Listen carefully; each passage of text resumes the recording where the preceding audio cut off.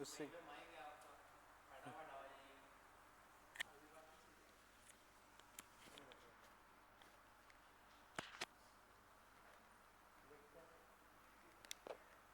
बाकी जैसे मैंने चेक किया तो वो कुछ मोबाइल में सही आवाज़ आती है, किसी में कम आती है। वो ईयरफोन वगैरह लगाओगे तो सही आएगी। नहीं, ईयरफोन से तो आ जाती है। हाँ हाँ, वो किसी किसी मोबाइल में सही आती है, किसी में वो आती है।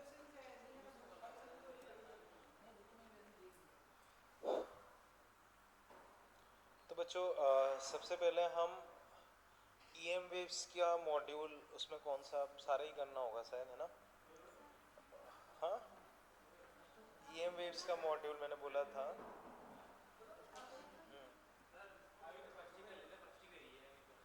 चलो फर्स्ट कर लेते हैं फिर, ठीक है? चलो फर्स्ट कर लेते हैं, कोई बात नहीं। एक एक्सरसाइज तो कर ही लेते हैं।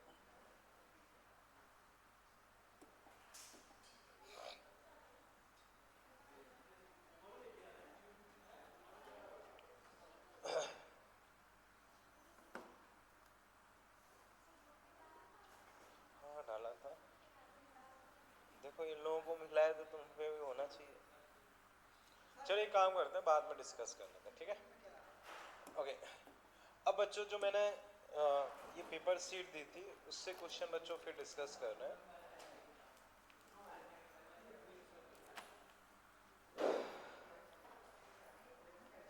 बच्चों जो पेपर सीट मैंने दी थी उससे मैं क्वेश्चन डिस्कस कर रहा हूँ, ठीक है?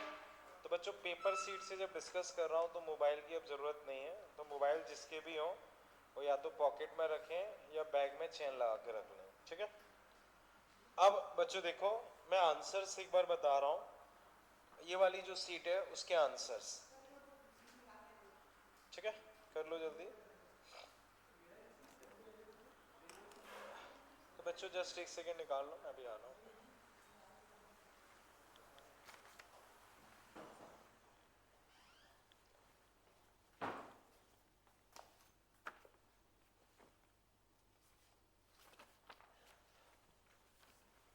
कल्पित जी, इसके एक 7 प्रिंट निकाल देना, ये बीच में कहीं होगी कैपेसिटेंस। हाँ क्या चाहिए? उसके अलावा मैंने जो कल आपको व्हाट्सएप पे भेजा है वो मैंने सही करके भेजा है, मैजिक कलर करा के। रिचार्ज हो जाता है क्योंकि मेरे पास केबल भी नहीं है, वो मेरे से कनेक्ट भी नहीं होता। कर इतना बजी तो होने के बाद भी रिचार्ज नहीं हुआ, दो दिए यार। एक काम ये कर सकते हो, लो मैं बता रहा हूँ, ये लो, इससे पेन ड्राइव कनेक्ट करके इससे निकाल लो, समझ गए ना? इसको इसमें कनेक्ट कर लोगे, पेन ड्राइव इसमें कनेक्ट हो जाएगी, समझ गए ना? पेन ड्राइव नहीं मिल रही आपको? पेन ड्राइव एक यहाँ रखी है, ले लो, कहाँ रखी है? आ जाओ।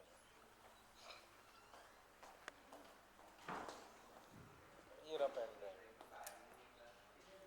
ठीक है? Thank you. समझ गए ना? तो उसके 19 प्रिंट निकालने मैंने व्हाट्सएप पे भेज रखा है। बच्चों आप ये आवाज़ बंद कर लें, मैं आंसर्स बता रहा हूँ उसे समझें। सीट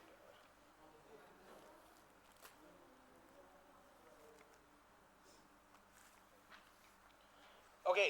बच्चों मैं आंसर्स बता रहा हूँ उससे समझें, ठीक है? क्वेश्चन नंबर 6 बच्चों, question number 6 answer first, 6 answer first, 7th में आंसर थर्ड, 8th में आंसर सेकंड, 7th का थर्ड, 8th का सेकंड, 9th का सेकंड, ठीक है? 10th 11th बच्चों हम ऑलरेडी डिस्कस कर चुके हैं। उसके बाद के आंसर बच्चों मैं डिस्कस कर रहा हूँ। 12th में फर्स्ट, 13 में थर्ड, 14 में थर्ड। हाँ बच्चों सुने ध्यान से, 13 में थर्ड, 12 का फर्स्ट, 14 में थर्ड, 15 में थर्ड, 16 में फर्स्ट, 15 में थर्ड, 16 में फर्स्ट, 17 में सेकंड, 18 में थर्ड, 19 में फोर्थ, 20 में सेकंड, 21 में थर्ड, 22 में थर्ड, 23rd में सेकंड, ठीक है, 20 में सेकंड, ठीक है। अब बच्चों मैं ये सीट डिस्कस कर रहा हूं, उस पर फोकस करें। ओके, अब बच्चों समझें क्वेश्चन नंबर 6, क्वेश्चन नंबर 6, इसमें बच्चों किसी को डाउट? 7th, देखो momentum of gamma photon of energy 3 kilo electron volt. तो बच्चों समझो, मोमेंटम अगर आप लिखोगे, मोमेंटम इधर अभिषेक डिस्कशन कोई भी नहीं कर रहा बच्चों, 7th में डिस्कस कर रहा हूं। मोमेंटम होता है एनर्जी अपॉन सी, याद करो। अब एनर्जी तुम्हें कितनी दे रखी है? एनर्जी बच्चों तुम्हें दे रखी है 3 किलो इलेक्ट्रॉन वोल्ट, तो 1000, और इलेक्ट्रॉन वोल्ट मतलब 1.6 इंटू 10 की पावर माइनस 90, सी होता है 3 इंटू 10 की पावर 8, 3 3 कट गए बच्चों, 8 और 19 27, 27 और 3 24, तो 1.6 10 की पावर माइनस 24। बच्चों क्लियर है? ये आंसर तुम्हारा हो जाना चाहिए 3rd। हाँ आप बोलो। देखो आंसर देखो, केजी मीटर पर सेकेंड, तो एसआई सिस्टम में हमें आंसर चाहिए। एसआई सिस्टम में अगर हमें आंसर चाहिए तो हमें सारी चीजें एसआई सिस्टम में रखनी। वो ऐसे हर सिस्टम का नाम नहीं होता है, कुछ तो स्टैंडर्ड होते हैं, किसी सिस्टम का कोई नाम नहीं होता है, समझ गए ना? सीजीएस में आर्गो होती है, ठीक है। 8th का आंसर सेकंड।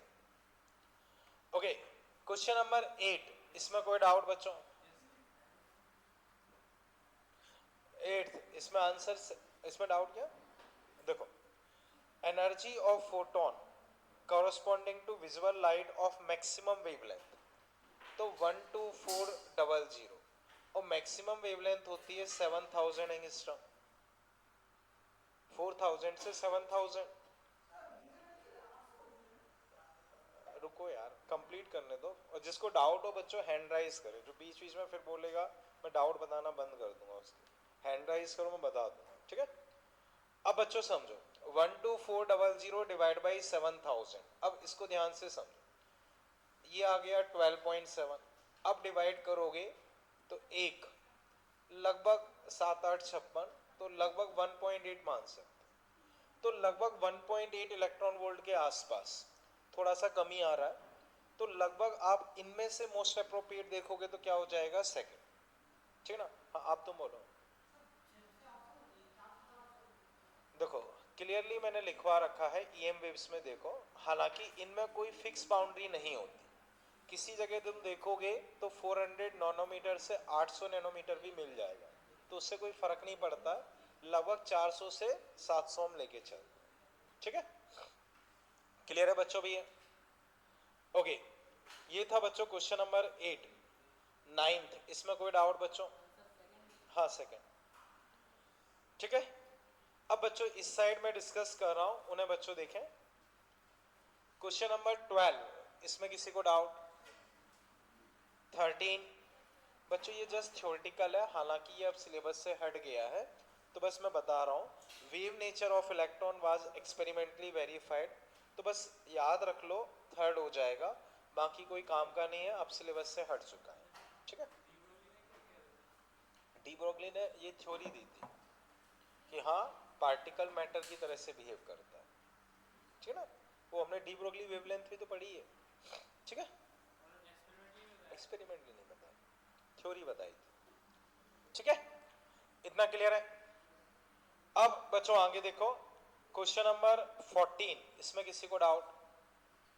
15 बच्चों देखो, neutron of mass this then the de Broglie wavelength 3 electron volt, तो बच्चों याद करो, न्यूट्रॉन के लिए फॉर्मूला था अपना 0.286, रुको तो सही, न्यूट्रॉन के लिए फॉर्मूला बच्चों अपना ये था, और यहां वोल्टेज था या एनर्जी? एनर्जी इलेक्ट्रॉन वोल्ट में या वोल्टेज, तो ये 3 रखोगे।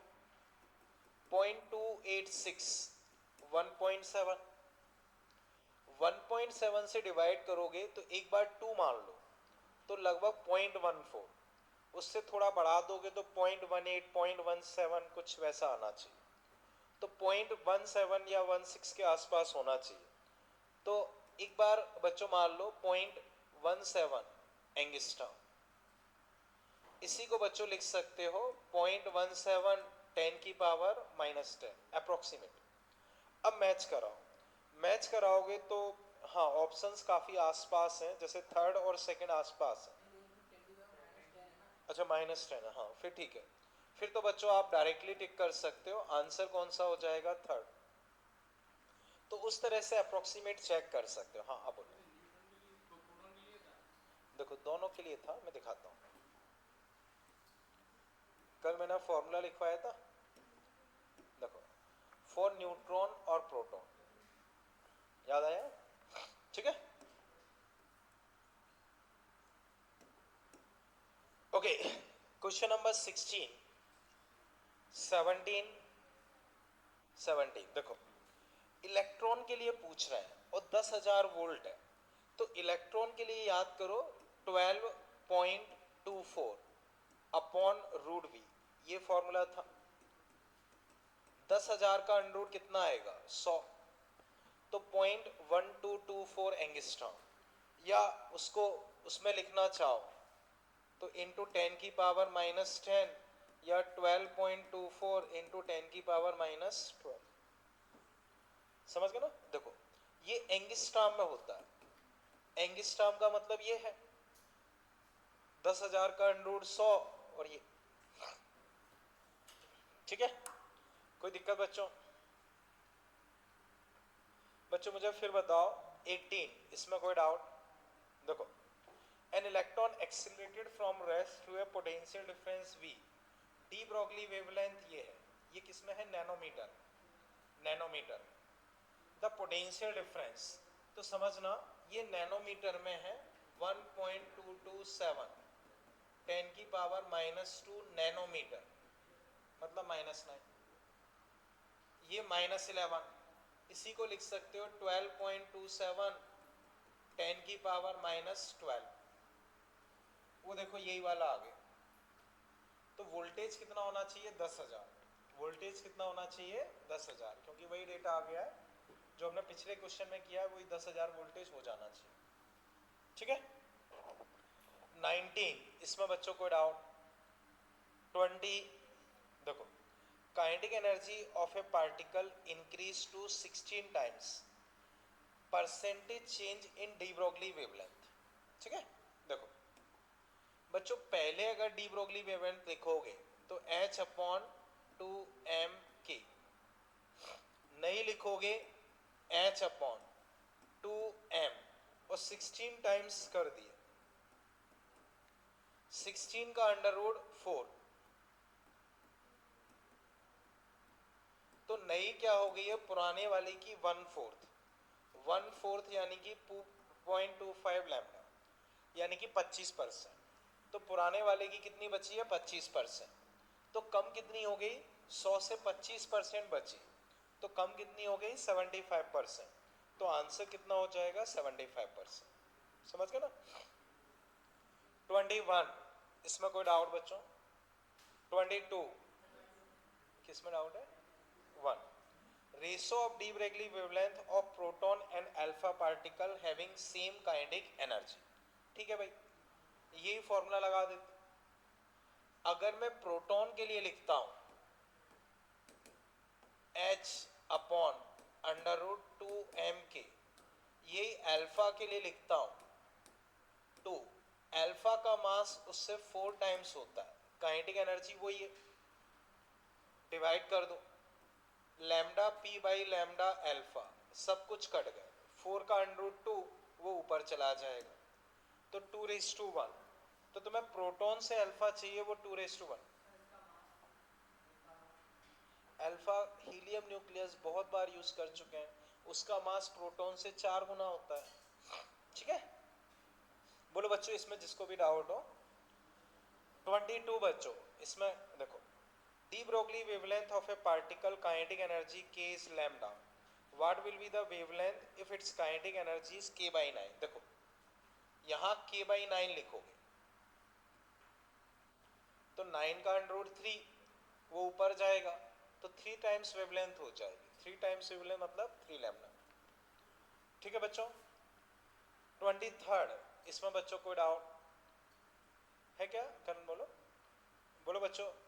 अब बच्चों इसमें मैंने 23rd तक सारे डिस्कस कर लिए हैं। 23rd तक अगर किसी को कोई कंफ्यूजन लग रहा हो तो एक बार पूछे 23rd तक। ठीक है, ओके। अब बच्चों हम आगे इसमें डिस्कस कर रहे हैं उसे समझते हैं। एक बार बच्चों इसमें 24 और 25 अटेम्प्ट करो, फिर मैं डिस्कस करता हूँ 24 एंड 25।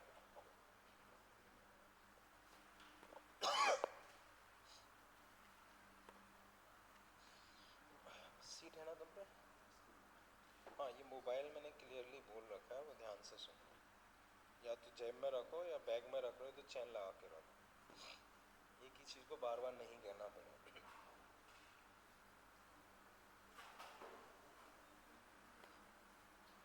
हाँ बोलो, कोई दिक्कत हो? ये दोनों अटेम्प्ट करना, ठीक है ना?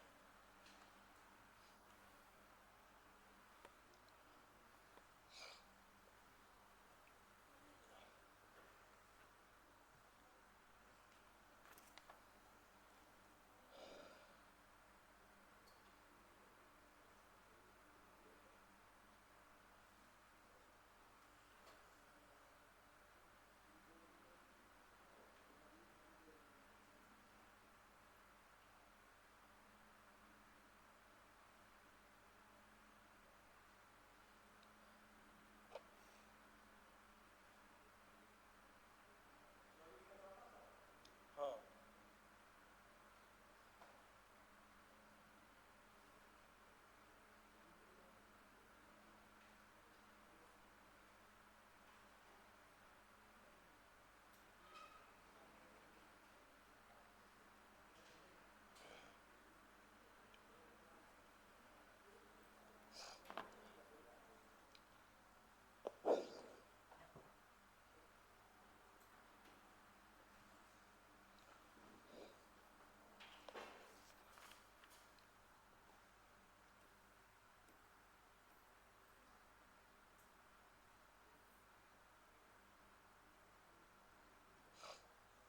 ओके बच्चों, 24 हैंड राइज करें जिससे हो पाया हो।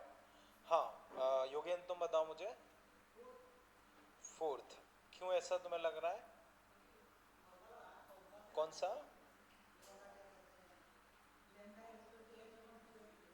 ठीक है, और उसके अलावा कोई और तुम आंसर? बस आंसर बताओ पहले, आंसर 4th। ठीक है अनीस तुम बोलो तीसरा, और उसके अलावा हैंड राइज करें बच्चों। अरुण तुम बोलो सेकंड। तुमने कौन सा फॉर्मूला लगाया? ये चार्ज पार्टिकल के लिए होता है ये वाला, हमने कोई पार्टिकल के लिए H अपन नहीं चार्ज नहीं, ये किसी भी पार्टिकल के लिए जिसकी काइनेटिक एनर्जी बताओ। स्पेसिफिक पार्टिकल की मैंने अलग से लिखवाई, बताता हूँ। प्रिंस डिस्कशन नहीं करो। हाँ हैंड राइज करें जो आंसर देना चाहे कोई और। सेकंड तुमने क्या सोचा? H C by lambda. देखो h C by lambda photon के लिए होता है, h C by lambda photon के लिए होता है। पार्टिकल्स के लिए हम एच अपॉन पी लगाते हैं। ठीक है, ओके अनीस तुम बताओ तुम्हें 1 क्यों लग रहा है? एक सेकंड। ठीक है बच्चों, करेक्ट आंसर होगा 3rd। मैं डिस्कस कर रहा हूं, समझो बच्चों। देखो ये पार्टिकल रेस्ट पे है, ये पार्टिकल किस पे है? रेस्ट पे। तो बच्चों बताओ इसका स्टार्टिंग मोमेंटम क्या है? 0। अब बच्चों अगर ये दो हिस्सों में टूट जाएगा तो अगर हम पूरे को एक सिस्टम ट्रीट करें तो कोई एक्सटर्नल फोर्स नहीं है तो मोमेंटम क्या होना चाहिए? बोलो बच्चों, कोई एक्सटर्नल फोर्स नहीं है तो मोमेंटम क्या होना चाहिए? कंजर्व। तो पहले 0 था तो अब भी 0 होगा। मान लो ये 10 किलो का है, 5-5 में टूटता है तो दोनों की वेलोसिटी इक्वल होंगी, तभी जाके दोनों के मोमेंटम कट पिट के 0 कर पाएंगे। अब मान लो ये 2 किलो और 8 किलो में टूट गया तो इसकी वेलोसिटी बच्चों 4 टाइम्स होनी पड़ेगी, तो 8v और 4 मतलब 8v, तब जाके मोमेंटम जीरो हो पाएगा। तो कहने का मतलब ये है मोमेंटम हर हालत में दोनों का इक्वल एंड अपोजिट होना ही चाहिए। कोई पार्टिकल अगर स्टार्टिंग में रेस्ट पे है, मोमेंटम जीरो, दो में टूट गया, तो फिर भी जीरो कब हो सकता है? जब इसका 20 इसका -20, इसका 30 इसका -30, तभी ऐसा हो सकता है। तो पक्का दोनों के मोमेंटम सेम होने ही चाहिए। अब पक्का मोमेंटम सेम है तो लैम्डा होता है h/p यानी कि मोमेंटम। h सबके लिए सेम है, मोमेंटम सबके लिए सेम है, तो डी ब्रोगली वेवलेंथ दोनों पार्टिकल के लिए इक्वल होगी। दोनों पार्टिकल के लिए इक्वल होगी तो रेशो क्या होगा? 1:1। बच्चों एक बार मैं वापस से चीजें थोड़ा सा रिकॉल करवाता हूं, समझो। बेसिक फॉर्मूला वेवलेंथ का है h/मोमेंटम, ये बेसिक फॉर्मूला है, ये अच्छे से दिमाग में होना चाहिए, बाकी सब इसी से आता है। ये बेसिक फॉर्मूला है h/p, p को लिखोगे mv, mv को लिख सकते हो ये। फिर अब ये तो बेसिक फॉर्मूला है, उसी से सारे आते हैं।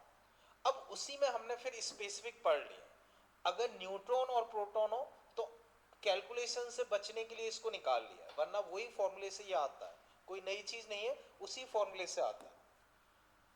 यही अगर चार्ज पार्टिकल को एक्सीलरेट करोगे तो एनर्जी qv लिख दोगे, इलेक्ट्रॉन में जब डेटा वगैरह पुट करोगे तो फॉर्मेट ये आ जाएगा। प्रोटॉन जो पहले डिस्कस किया वही चीज है, गैसियस पार्टिकल के लिए ये आ जाएगा। हाँ प्रिंस आप बोलो।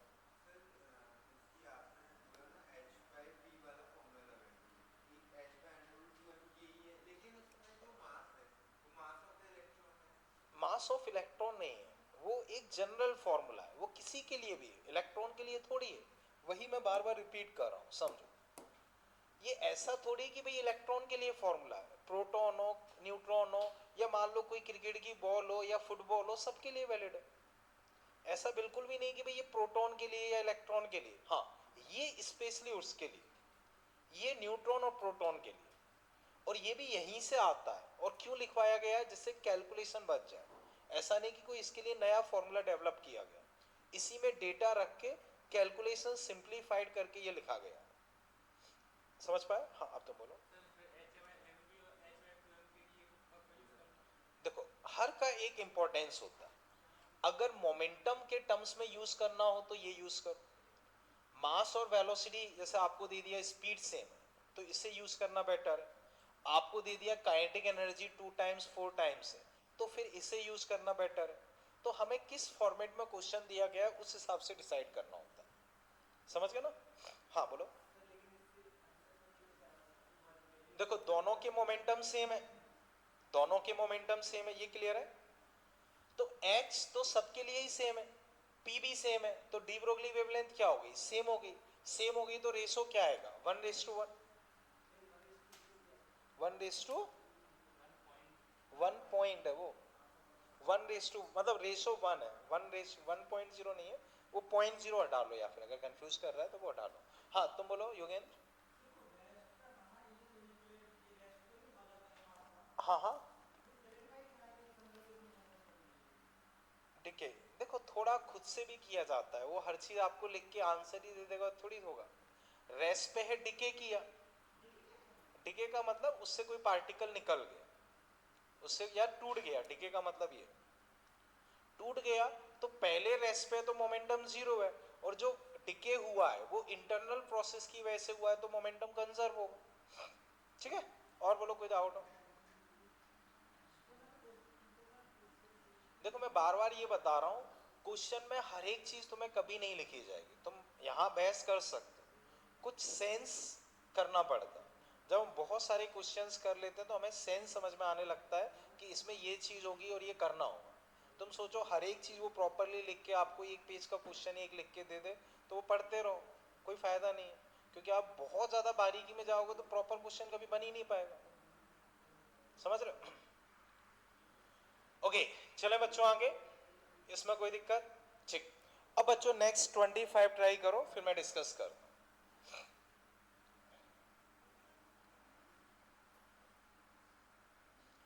बच्चों 25 कर लिया? बोलो डाउट चल रहा हो दिमाग।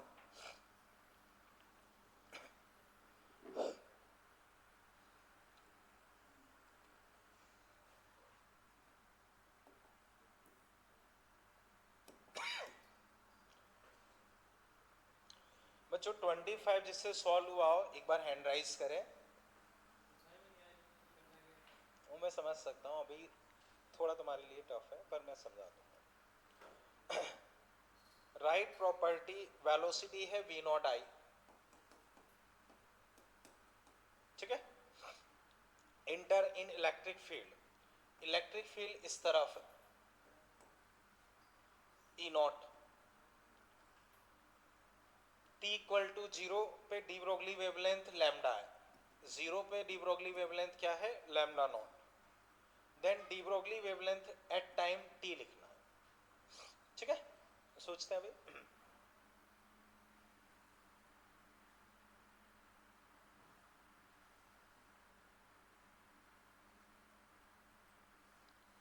ये टी इक्वल इट्स डी, बच्चों हाँ थोड़ा सा इसमें मिसिंग है, इसमें एक इलेक्ट्रॉन लिख लो।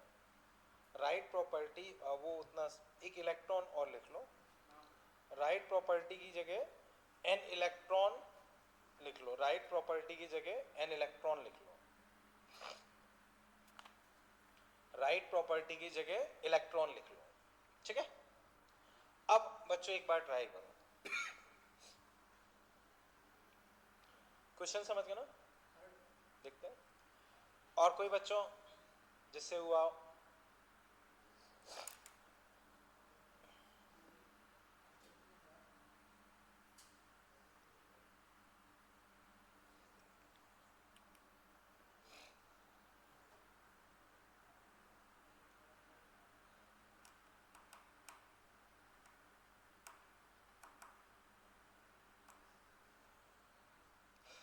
बच्चों हैंड राइज करें जिससे हुआ हो।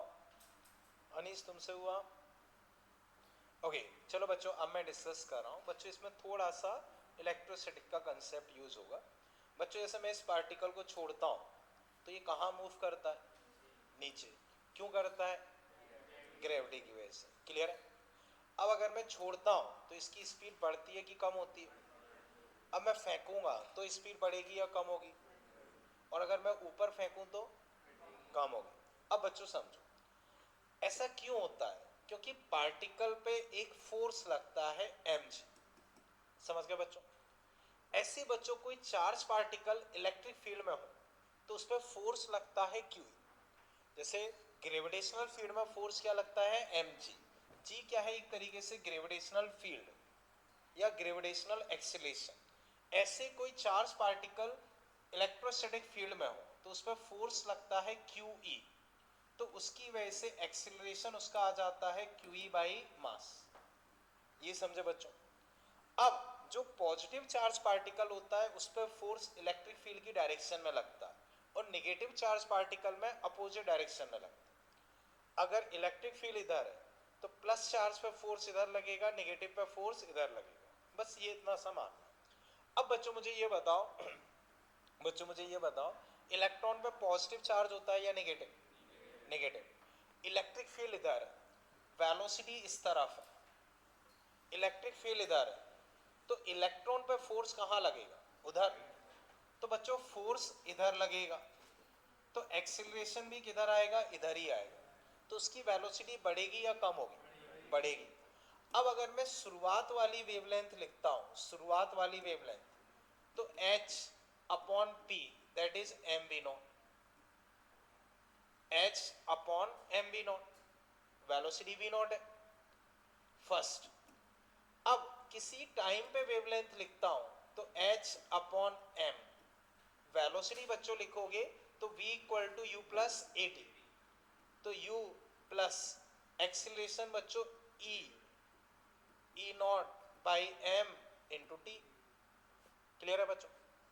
अब बच्चों h बाई एम की जगह तुम क्या लिख सकते हो, h बाई एम की जगह तुम लिख सकते हो लैम्डा नॉट v नॉट, तो इसकी जगह तुमने लिख दिया lambda naught v naught, v naught plus E naught by M into T. ये आंसर बच्चों, क्लियर है बच्चों। चेक करो बच्चों इसमें कोई कंफ्यूजन लग रहा हो। बार बच्चों कर लो, मैं वापस फिर डिस्कस करता हूँ। हाँ, अब बच्चों समझो, आंसर अगर हम मैच कराएं तो इसमें से वी नॉट और कॉमन ले लो, वी नॉट और कॉमन ले लोगे तो आंसर कौन सा हो जाएगा? थर्ड। एक बार बच्चों मैं वापस से पूरा बता रहा हूँ। हाँ बोलो योगेन, एक सेकेंड योगेन, एक्सीलरेशन इधर है।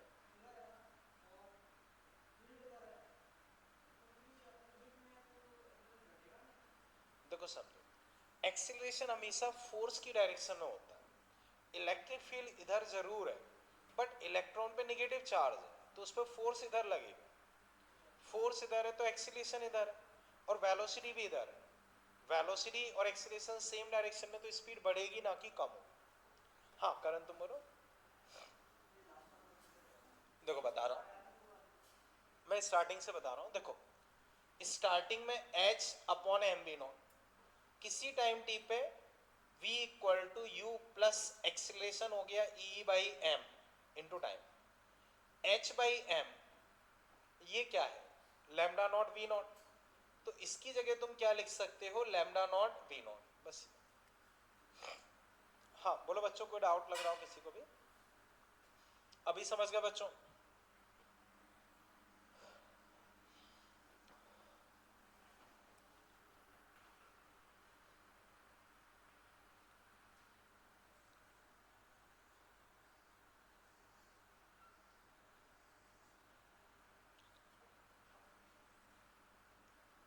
चले बच्चों आगे भी।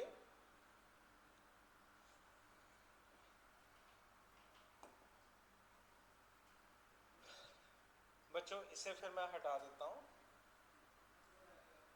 ठीक कर लो।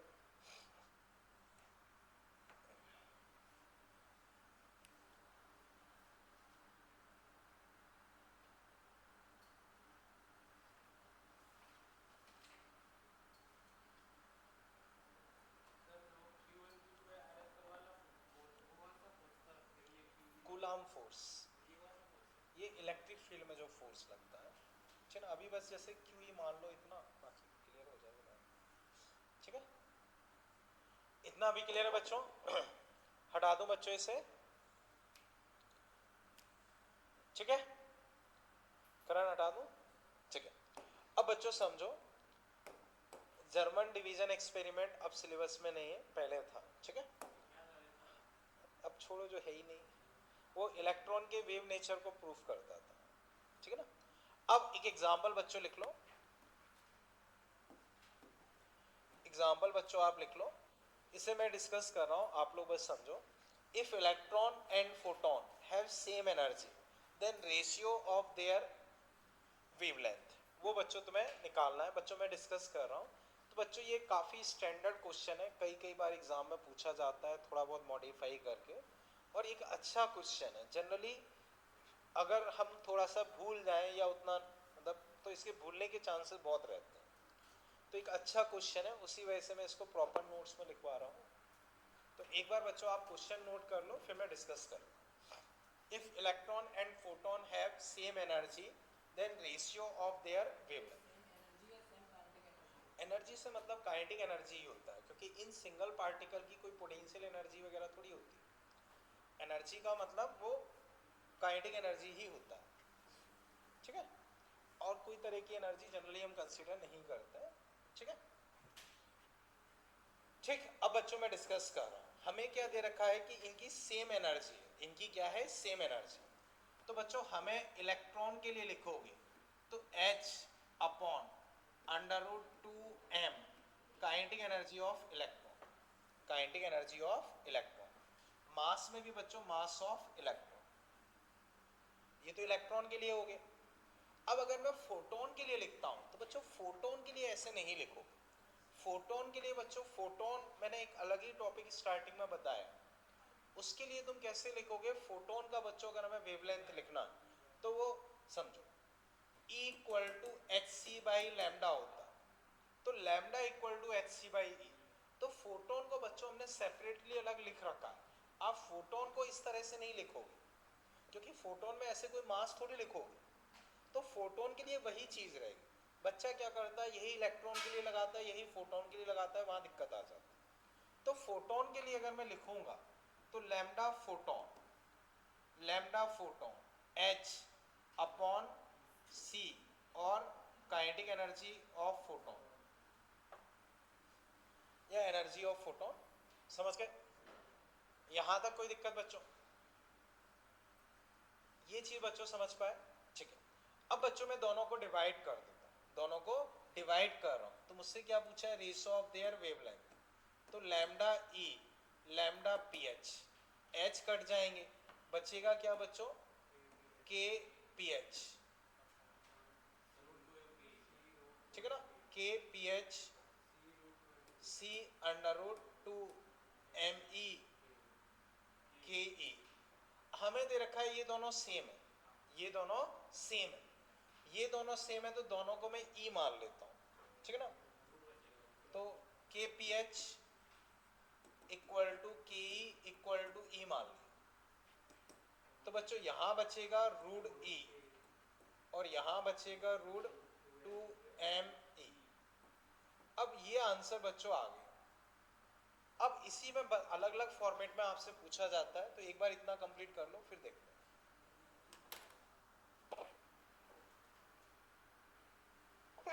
सॉरी।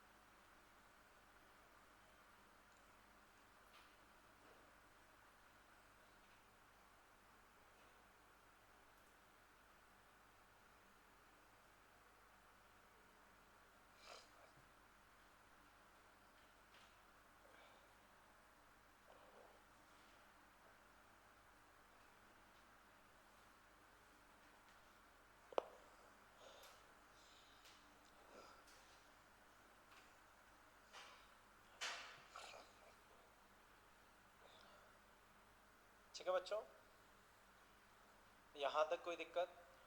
अब बच्चों इसमें आप 26 27 उससे बच्चों ट्राई करो।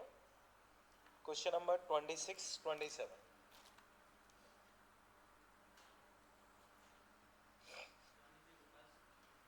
26 बच्चों देखोगे तो यही चीज है, आंसर तुम्हारे पास देखो बच्चों, ये वही चीज है। तो मैच करोगे तो आंसर कौन सा हो गया? First. For same energy find the ratio of lambda photon to lambda electron. वो बच्चों इसका जस्ट उल्टा हो गया, वो जस्ट इसका उल्टा हो गया। इसका जस्ट उल्टा करोगे तो आंसर बच्चों क्या आ जाएगा? फर्स्ट। यहां तक बच्चों कोई दिक्कत? ठीक है, ओके। अब बच्चों हम आगे फिर चीजें डिस्कस कर रहे हैं, उसको समझते हैं। डी ब्रोगली वेवलेंथ में बच्चों में इतना ही पढ़ना था। ठीक है, खासकर इसमें बच्चों ये लास्ट फॉर्मेट जो मैंने डिस्कस किया है वो थोड़ा सा याद रखें, क्योंकि जनरली इसमें मिस्टेक होने के चांसेस रहते हैं। जो ये भी लास्ट क्वेश्चन किया है, हाँ, इसमें क्या है, एग्जाम टाइम में आपको उतना ध्यान नहीं रहता है, रेशो वेशो निकालने में बहुत दिक्कत आती है।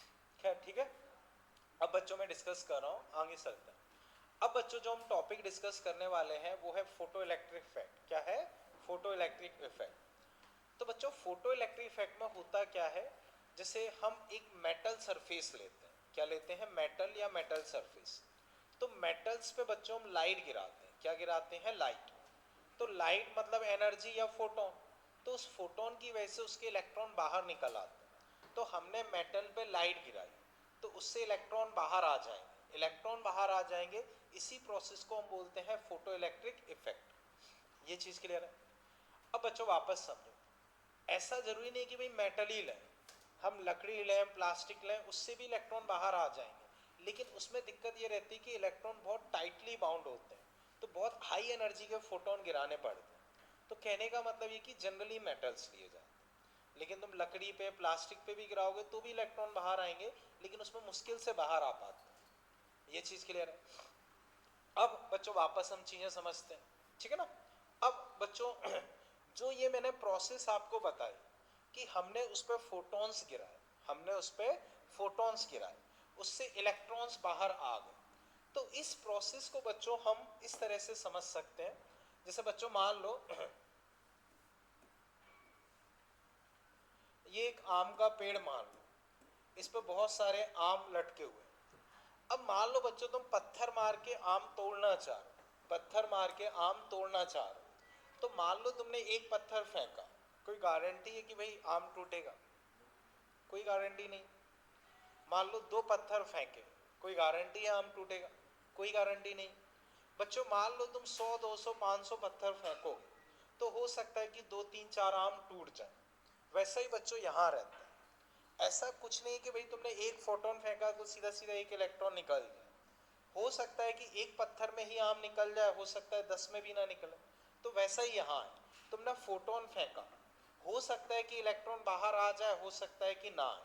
तो बच्चों जनरली जब हम बहुत सारे फोटॉन्स फेंकते हैं तब जाके कुछ इलेक्ट्रॉन्स बाहर आ जाते हैं। जब हम बहुत सारे फोटॉन्स फेंकते हैं तब जाके कुछ इलेक्ट्रॉन्स बाहर आ जाते हैं।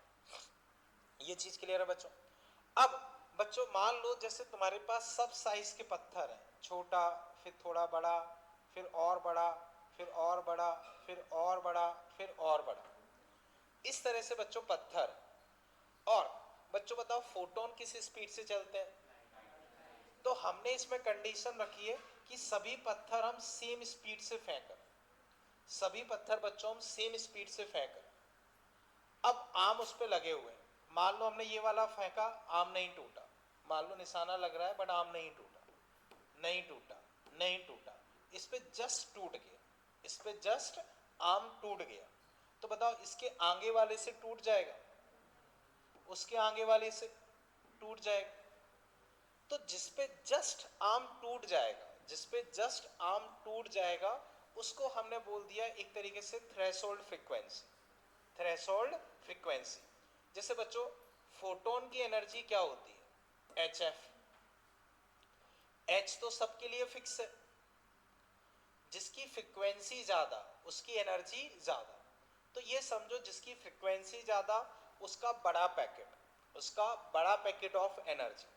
तो फ्रीक्वेंसी ज्यादा यानी कि एनर्जी का बड़ा पैकेट। तो तुम बहुत सारी फ्रीक्वेंसीज या बहुत सारे पैकेट्स फेंक रहे हो कंटिन्यूअसली इंक्रीजिंग साइज के। तो पत्थर की जगह अब इसे फोटोन मान लो, तुम कंटिन्यूअसली इंक्रीजिंग साइज के फोटोन्स फेंक रहे हो, कंटिन्यूअसली इंक्रीजिंग साइज या इंक्रीजिंग फ्रीक्वेंसी के फोटोन फेंक रहे हो। तो जिसपे जस्ट जस्ट तुम्हारा इलेक्ट्रॉन बाहर आ जाए, उसको हम क्या बोलते हैं? Threshold frequency. उसको हम क्या बोलते हैं? Threshold frequency. उसके कॉरस्पॉन्डिंग जो वेवलेंथ होती है उसको हम बोलते हैं threshold wavelength. Cut off frequency या कट ऑफ वेवलेंथ भी बोलते हैं। समझ गए? अब बच्चों मान लो जैसे ये 100 हर्ट्ज फ्रीक्वेंसी है, इस पे जस्ट बाहर आ गया, तो बताओ 99 पे आएगा क्या? नहीं आएगा। 98 पे, 105 पे आ जाएगा। समझ गए? ठीक है। अब बच्चों बताओ फ्रीक्वेंसी बढ़ाओगे तो वेवलेंथ क्या होगी? कम।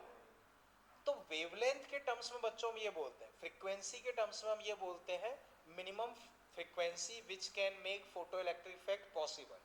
लेकिन वेवलेंथ के टर्म्स में हम ये बोलेंगे maximum wavelength which can make photo electric effect possible. क्योंकि फ्रीक्वेंसी बढ़ेगी तो वेवलेंथ कम होगी, तो कम वेवलेंथ के फोटोन की एनर्जी ज्यादा होगी। ये चीज समझ गए? अब बच्चों समझो, लेट्स सी 4000 एंगस्ट्रॉम के वेवलेंथ पे वो जस्ट इलेक्ट्रॉन निकाल पा रहा, जस्ट इलेक्ट्रॉन निकाल पा रहा। तो बच्चों बताओ 5000 एंगस्ट्रॉम के वेवलेंथ पे निकाल पाएगा? नहीं, क्योंकि हमें ज्यादा एनर्जी चाहिए तो वेवलेंथ कम करनी पड़ेगी। 4000 एंगस्ट्रॉम की अगर मैं एनर्जी लिखता हूं 3.1 इलेक्ट्रॉन वोल्ट, समझ गए बच्चों? तो इस वेवलेंथ पे वो जस्ट इलेक्ट्रॉन निकाल पा रहा, तो इसकी एनर्जी कितनी आई? 3.1 इलेक्ट्रॉन वोल्ट। इस एनर्जी को बच्चों बोलते हैं वर्क फंक्शन। क्या बोलते हैं? Work function. जनरली 5 से डिनोट करते हैं। इसकी क्या डेफिनेशन होगी? Minimum energy of photon which can make photo electric effect possible. तो बच्चों 3.1 पे जस्ट निकल रहा है, तो बताओ 2.8 का अगर हम फोटोन फेंकेंगे तो निकाल पाएगा? और 3.4 का निकाल देगा। समझ गए बच्चों? अब जो इलेक्ट्रॉन्स निकल रहे हैं उनको हम बोलते हैं फोटो इलेक्ट्रॉन्स। क्या बोलते हैं? Photo electrons. तो जो इलेक्ट्रॉन बाहर आए उनको क्या बोलते हैं? Photo electron. और उन इलेक्ट्रॉन्स की वजह से जो करंट फ्लो करता है उसको हम बोलते हैं फोटो करंट। उसको हम क्या बोलते हैं? Photo current. समझ गए बच्चों? तो अब बच्चों कुछ बेसिक सी डेफिनेशन हम लिख रहे हैं, उसे बच्चों समझो। फोटो इलेक्ट्रिक एमिशन या फोटो इलेक्ट्रिक इफेक्ट भी बच्चों इसे बोल देते हैं। इसमें बच्चों लिख लो आप, कहां से आ गया? Light of suitable frequency illuminate a metal surface. Few electrons are emitted from metal surface. ठीक, these photo generated electrons are called photoelectrons. Light of suitable frequency illuminate a metal surface. Free electrons are emitted from the metal surface. This is called photoelectric effect. These photo generated electrons are called photoelectrons.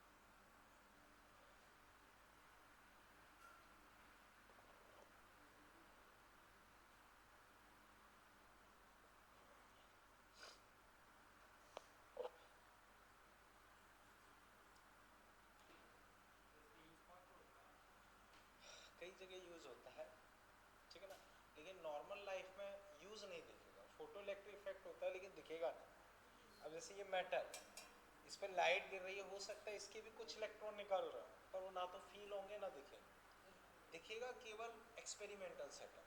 Normal way में use भी बहुत rarely दिखेगा। तो कई तरीके से emission होता है, मैंने वहां पे बताया था इलेक्ट्रोस्टैटिक्स में। जैसे इलेक्ट्रिक फील्ड हाई लगा दो तो निकल आएगा, गर्म करो तो निकल आएगा, उसे थर्मल एमिशन बोलते हैं। उसे फील्ड एमिशन बोलते हैं इलेक्ट्रिक फील्ड के थ्रू। घिस दो उससे निकल आएगा, वो फ्रिक्शन के थ्रू चार्जिंग था। तो कई मेथड्स हो सकते हैं, लेकिन अभी हम फोटो इलेक्ट्रिक इफेक्ट पर इलेक्ट्रॉन्स का मास ना के बराबर होता है, बहुत नेग्लिजिबल। हालांकि प्रिसाइजली देखोगे तो मास थोड़ा सा कम होगा, लेकिन वो मतलब नहीं रहता।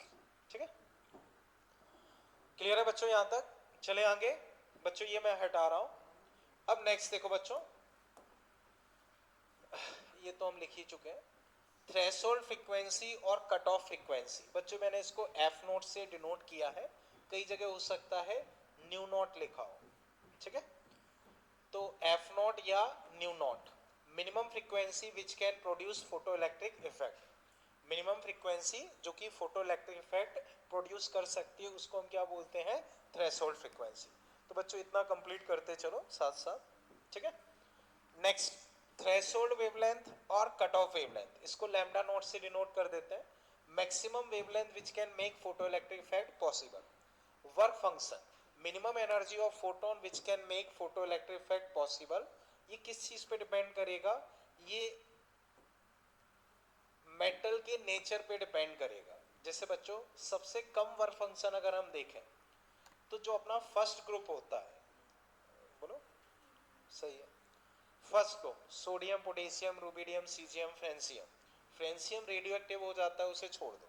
तो सीजियम जो अपना होता है उसका सबसे कम होता है, और इस ग्रुप में जो सोडियम, पोटेशियम वगैरह है इन सबका कम होता है, पर उनमें भी सबसे कम देखोगे तो सीजियम का होता है। तो कहने का मतलब ये है कि जो वर्क फंक्शन होता है वो किस पे डिपेंड करता है? मेटल के नेचर पे। क्लियर है बच्चों? फ्रीक्वेंसी से उसका कोई मतलब नहीं। ठीक है,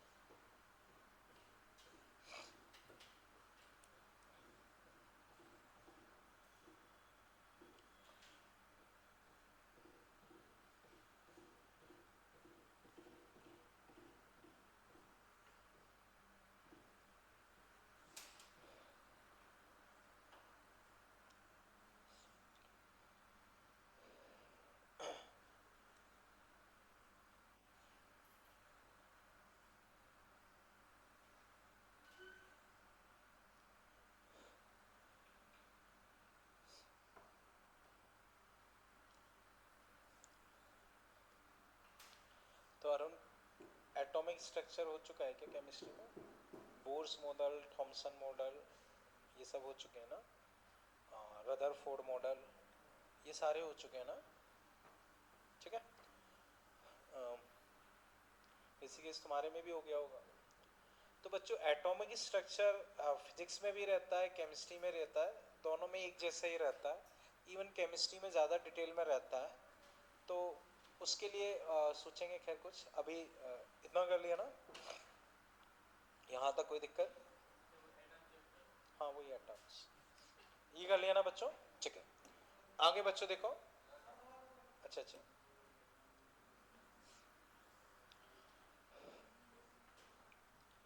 तो उसमें बच्चों थोड़ा सा ये कर सकते हैं, जैसे जो एटम्स वाला चैप्टर है आप केमिस्ट्री में पढ़ ही चुके हो, तो मैं उसमें थ्योरी के नोट्स दे दूंगा, उसी में चीज़ें एक्सप्लेन कर दूंगा, क्योंकि वापस से वही रदरफोर्ड का एक्सपेरिमेंट पूरा लिखवाऊंगा, अल्फा स्पेटरिंग वगैरह, वो मतलब नहीं रहता, वही बोर्स के वही पोस्टुलेट लिखवाऊंगा, तो डबल डबल लिखवाने का कोई मतलब नहीं है।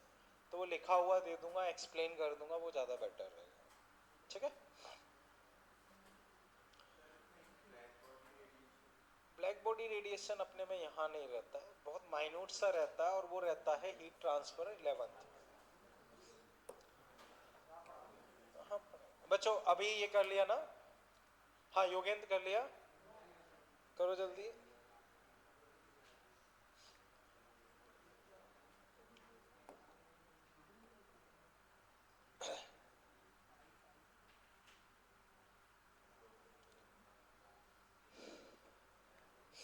ठीक है बच्चों, हाँ कर लो ध्यान से।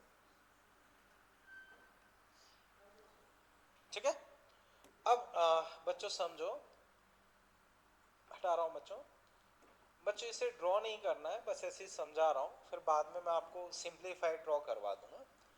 बच्चों फोटो इलेक्ट्रिक इफेक्ट, जैसे इस पर लाइट गिरी, इलेक्ट्रॉन निकल गए, तुम्हें दिख रहा है इलेक्ट्रॉन निकलते हुए, तो बच्चों कहने के लिए ठीक है कि इलेक्ट्रॉन निकल रहे होंगे, पर वो दिखेंगे थोड़े, तो वो देखने के लिए कोई आंखों से देख भी नहीं सकता।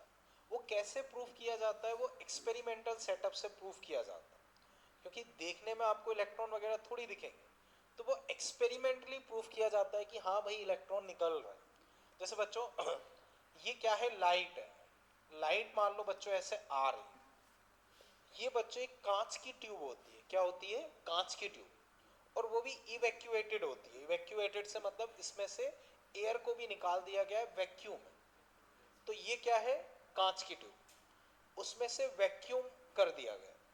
फिर इसमें क्या करते हैं बच्चों, मैं एक लाइन डायग्राम बनाता हूं, उसके थ्रू समझाता हूं। ठीक है, तो बच्चों समझो, ये मान लो बच्चों कांच की ट्यूब, यहां बच्चों मान लो तुमने मेटल पीस रख दिया, यहां मान लो तुमने बैटरी लगा दी, यहां मान लो तुमने अमीटर लगा दिया। म्यू ए से मतलब होता है माइक्रो एमीटर, माइक्रो एमीटर मतलब बहुत कम करंट को भी मेजर कर लेना।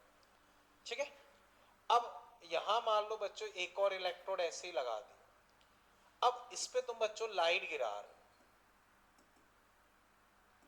ये है बच्चों वैक्यूम। ठीक है, ये है तुम्हारी फोटो सेंसिटिव मेटल।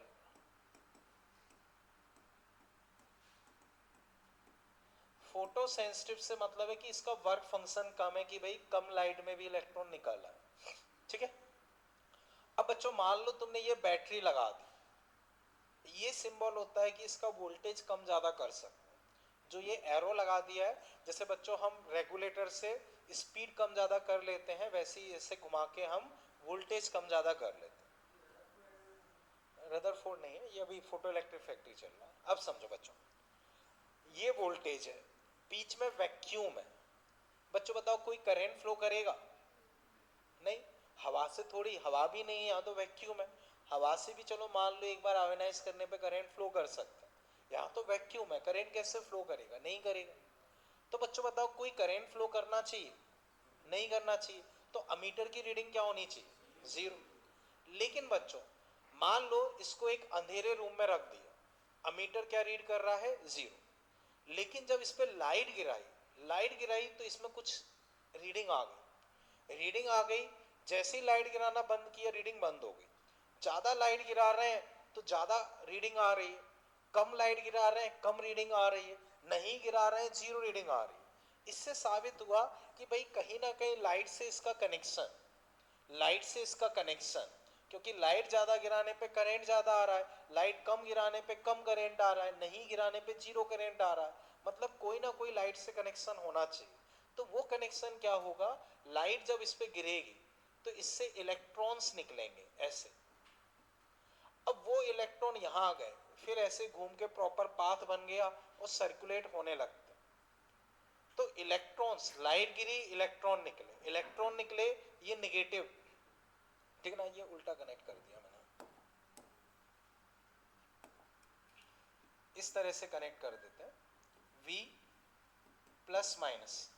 तो पॉजिटिव की तरफ इलेक्ट्रॉन अट्रैक्ट होंगे तो एक प्रॉपर अपना क्या बन जाएगा, फ्लो बन जाएगा। तो उससे साबित हो गया कि भाई लाइट गिराने पे कुछ इलेक्ट्रॉन जैसी चीज निकलनी चाहिए, तभी ये करंट आ रहा। समझ गए बच्चों?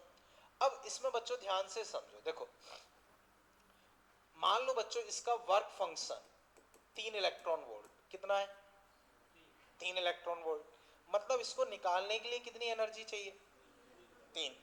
मान लो तुमने 2.5 इलेक्ट्रॉन वोल्ट का फोटोन गिराया, निकलेगा क्या? तुमने 2.5 के 2 गिरा दिए तब भी नहीं निकलेगा। समझ रहे हो? 2.5 के 100 गिरा दोगे तो भी नहीं निकलेगा। तो अब मान लो चलो 2.5 छोड़ो, तुमने 4 का गिराया तो भी फर्क नहीं पड़ेगा, वो अलग अलग ही रहता है। हाँ 4 इलेक्ट्रॉन वोल्ट का गिराया, निकाल पाएगा? तो निकालेगा तो बच्चों निकालने में कितना खर्च हो जाएगा 3, बचा कितना? तो एक किस में आ जाएगा, उसकी काइनेटिक एनर्जी। जैसे तुमने पत्थर मारा, आम को तोड़ने के लिए 3 जूल चाहिए, तुमने 4 जूल एनर्जी का पत्थर मारा, तो 3 जूल तो तोड़ने में खर्च हो गया, 1 जूल उसको काइनेटिक एनर्जी दे देगा तो आम दूर गिरेगा या स्पीड से गिरेगा। तो ऐसे ही समझो, तुमने 4 का फोटोन मारा, 3 तो तोड़ने में खर्च हो गया, एक किस में आ जाएगा, काइनेटिक एनर्जी। समझ गए बच्चों? मान लो बच्चों तुमने 3 का ही फोटोन मारा, तब निकालने में ही खर्च हो जाएगा, एनर्जी क्या होगी, जीरो, तो आम वहीं की वहीं गिर जाएगा, एक तरीके से ये मान लो। समझ गए बच्चों? अब ध्यान से समझो बच्चों, तुमने 4 का फेंका, हो सकता है आम झाड़ियों में कहीं छुपाओ, तो वहां तक जाने में 1 एनर्जी खर्च हो गई, अब 3 एनर्जी वो तोड़ने में खर्च हो गई, तो मिनिमम एनर्जी अब बाहर जो निकलेगा उसकी एनर्जी क्या होगी, जीरो। या बच्चों मान लो तुमने फेंका 4 का या 5 का फेंका, आम टूटा, बाहर निकल रहा है, तो जो पेड़ पौधे वगैरह जो भी मान लो पत्ती वगैरह, उससे टकरा के उसकी एनर्जी खर्च हो गई, तो बाहर निकलते समय उसकी एनर्जी लगभग जीरो हो गई। तो ऐसा ही फोटोन के साथ होता है, तुमने 4 का फेंका, एनर्जी निकालने में कितनी खर्च हुई, 3, तो मैक्सिमम उसके पास कितनी काइनेटिक एनर्जी हो सकती है, 1, वो मैक्सिमम है। तुमने 5 का फेंका, 3 निकालने में खर्च हो गई, तो कितनी बची, ये मैक्सिमम काइनेटिक एनर्जी। तुमने 10 का फेंका, 3 निकालने में खर्च हो गई, तो बची कितनी, ये मैक्सिमम काइनेटिक एनर्जी। अगर तुमसे पूछा जाए कि भाई मिनिमम काइनेटिक एनर्जी बताओ, वो हमेशा जीरो ही होगी, क्योंकि बहुत सारे इलेक्ट्रॉन्स हैं, बहुत सारे एटम्स हैं, किसी ना किसी से कोलाइड करके अपनी एनर्जी खर्च कर देगा, तो तुम 100 का भी गिराओगे 3 वहां खर्च हो गए, 97 आते आते वो कहीं ना कहीं लॉस कर देगा। तो मिनिमम काइनेटिक एनर्जी हमेशा क्या मानी जाती है, जीरो। मिनिमम काइनेटिक एनर्जी क्या मानी जाती है, जीरो। तो मान लो बच्चों मैंने 10 का गिराया, निकालने में कितना खर्च हो गया, 3, तो मैक्सिमम काइनेटिक एनर्जी 7 और मिनिमम, तो 0 से लेके 7 तक के आपको सभी फोटॉन्स मिल सकते हैं, 0 से लेके 7 तक के सभी इलेक्ट्रॉन्स मिल सकते हैं। तुमने फोटॉन्स गिराए 10-10 इलेक्ट्रॉन वोल्ट के, 3 निकालने में खर्च हो गया, तो मैक्सिमम कितना हुआ, 7, मिनिमम कितना हुआ, 0। तो 0 से 7 काइनेटिक एनर्जी के सभी तरह के इलेक्ट्रॉन्स मिल सकते हैं। हाँ बोलो।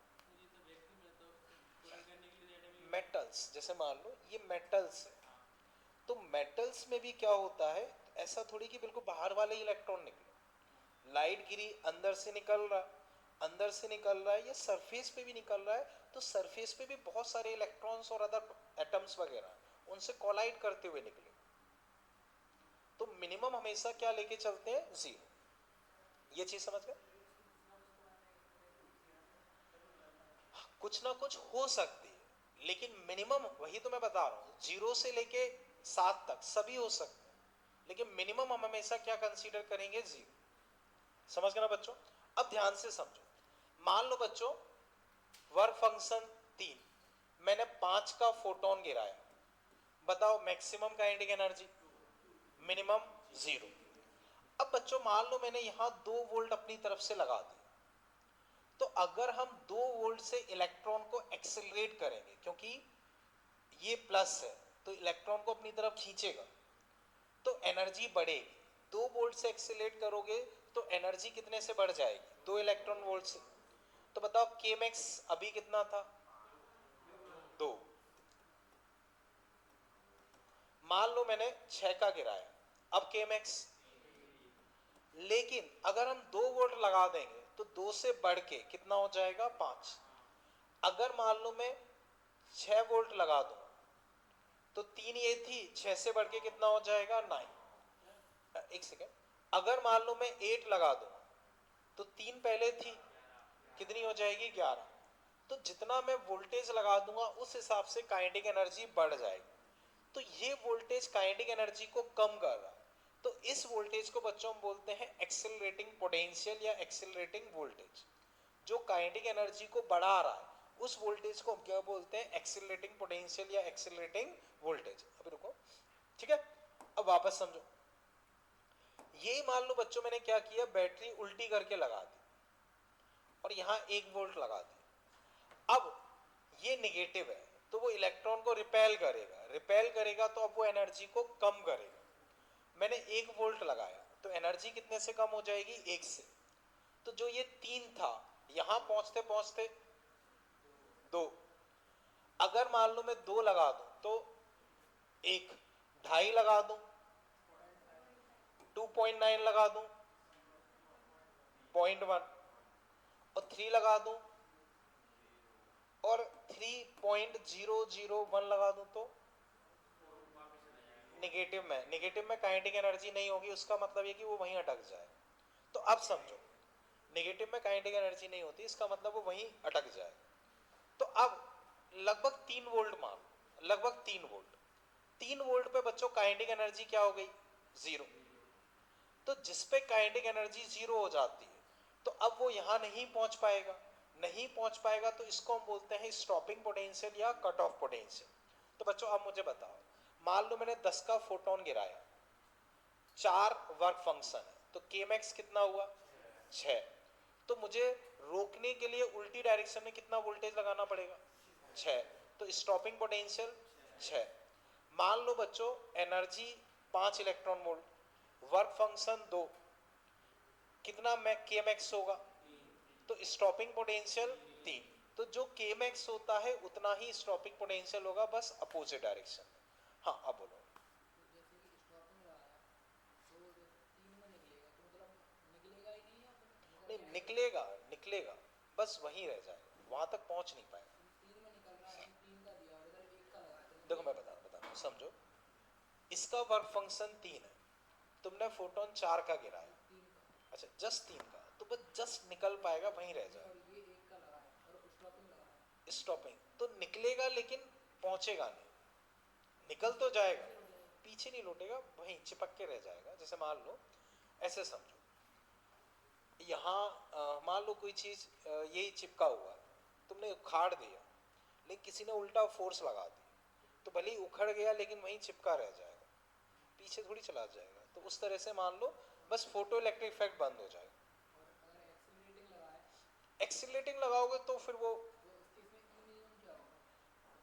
ई मतलब एनर्जी काइनेटिक वो 0, मतलब मिनिमम काइनेटिक एनर्जी 0, मैक्सिमम भी 0। हाँ लेकिन ये लगा दोगे, हाँ ये लगा दिया है तो उस केस में ये मान लो जैसे तुमने ये 10 वोल्ट का लगाया तो मैक्सिमम काइनेटिक एनर्जी कितनी हो जाएगी? 10।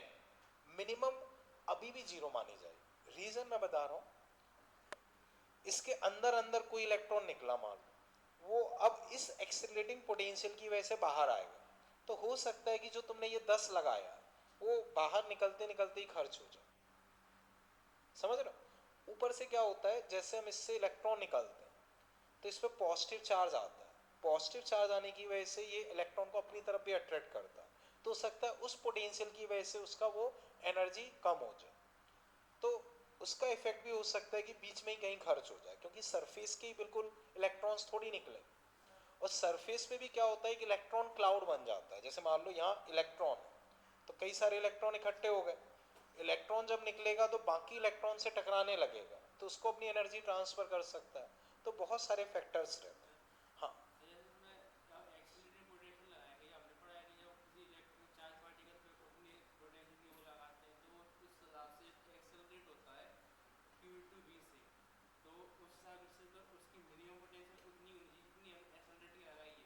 देखो समझो, वो तब है जब कोई और उसकी एनर्जी कम नहीं कर रहा। जैसे मान लो मैं इसको नीचे छोड़ रहा हूँ तो एनर्जी बढ़ेगी, लेकिन हवा का बहुत हैवी फ्रिक्शन, तो जितनी एनर्जी मिलनी चाहिए उतनी नहीं मिल पाई। तो यहाँ भी वही चीज़ रहती है, इलेक्ट्रॉन क्लाउड वगैरह कई चीज़ें यहाँ बन जाती हैं, तो उसकी वजह से वो उससे टकराने लगता है, तो भले ही एक्सीलरेटिंग पोटेंशियल की वजह से एनर्जी बढ़ रही है, बट बाकी चीज़ों की वजह से कम हो रही है। अब बिल्कुल बाहर आ जाएगा तो फिर लग जाएगा, हाँ फिर वो रहेगी, लेकिन फोटो इलेक्ट्रिक इफेक्ट में ऐसा नहीं होगा, वो हाइपोथेटिकल सिचुएशन मान के कर सकते हो। जैसे अभी हम कर भी रहे थे कि 2 वोल्ट से एक्सीलरेट करोगे तो 2 वोल्ट एनर्जी हो जाएगी। ओके,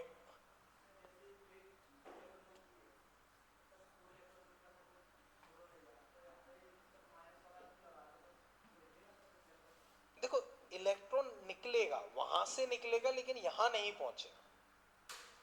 समझ रहे हो? अभी 2 मिनट रुको, मैं कुछ डेफिनेशंस लिखवाता हूँ, उसे छोड़ो। बच्चों सबसे पहले ये डायग्राम बना लो, फिर आगे सोचते हैं।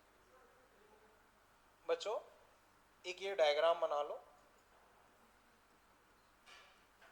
ये भी ठीक है, बस यही है।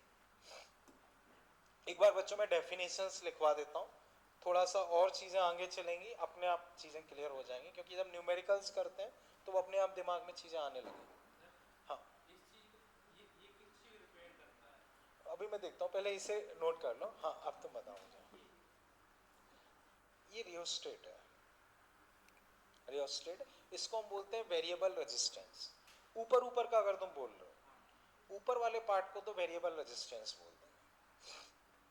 हाँ, अब इसको यूज कैसे कर रहे हो उस हिसाब से ये वेरिएबल वोल्ट की बैटरी भी बन जाएगी। इसमें जुड़ा नहीं है, हाँ? क्या पूछा जा रहा है? देखो इतना पार्ट अगर देखोगे तो इसे वेरिएबल रेजिस्टेंस बोलेंगे। हाँ कि इसके इस हिस्से को यूज कर लोगे तो ये वेरिएबल वोल्ट की बैटरी भी बन जाएगी, तो वो किस तरह से यूज करो उस पर डिपेंड करेगा।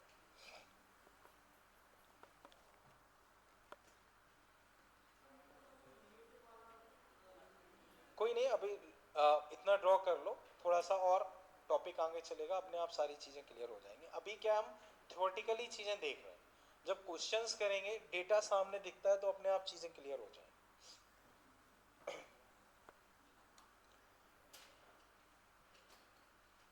बच्चों डायग्राम ड्रॉ कर लिया, फोटो सेंसिटिव मेटल, लाइट इस पे गिरा रहे हैं, इलेक्ट्रॉन इधर जाएंगे, ये वैक्यूम।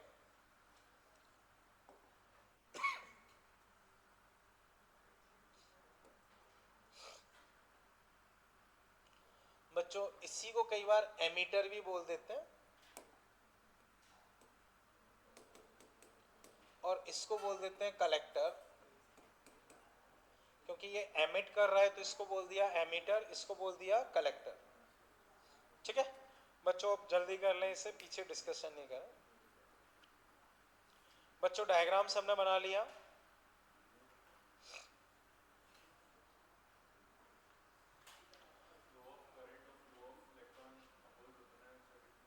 सही बोल रहे हो, इलेक्ट्रॉन अगर ऐसे फ्लो कर रहा है तो करंट हम यूं मानते हैं। हाँ, यहाँ बैटरी ठीक है, ये स्टॉपिंग वाली बन जाएगी, या चाहो तो बच्चों एक काम करो, इसको सही कर लेना, एक डंडी बड़ी कर देना, उससे कोई फर्क नहीं पड़ेगा। प्लस हालांकि वो स्टॉपिंग के लिए तो सही हो जाएगा, पर अभी के लिए सही नहीं होगा।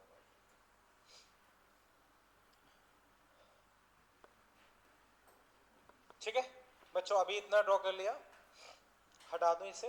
ठीक, अब बच्चों हाँ,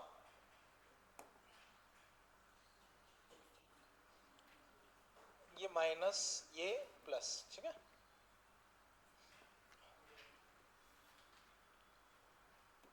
ठीक है बच्चों, हटा दो।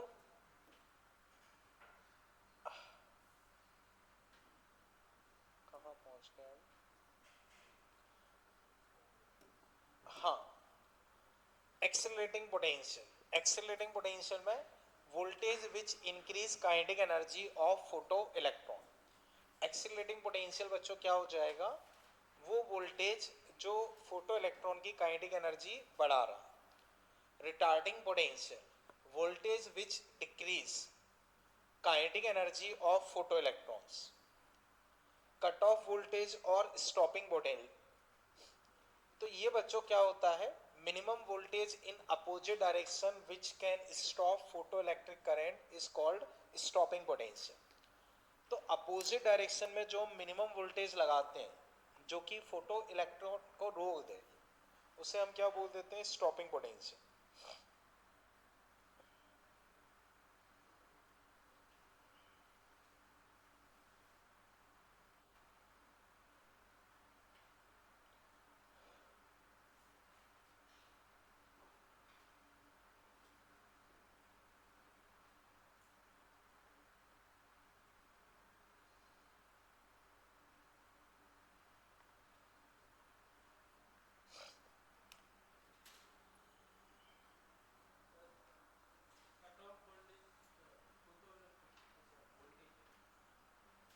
Cut off frequency, cut off wavelength, ठीक है,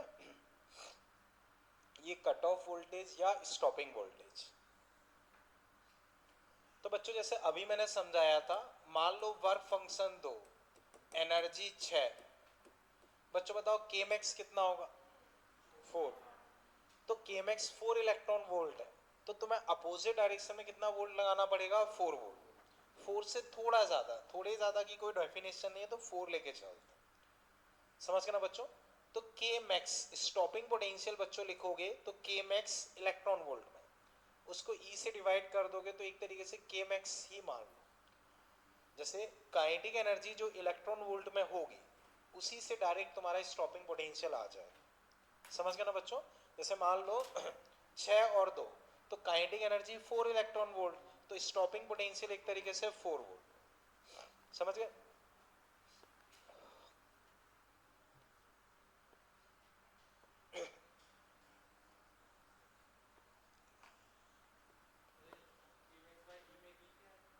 ई ई तो इलेक्ट्रॉन का चार्ज हो गया।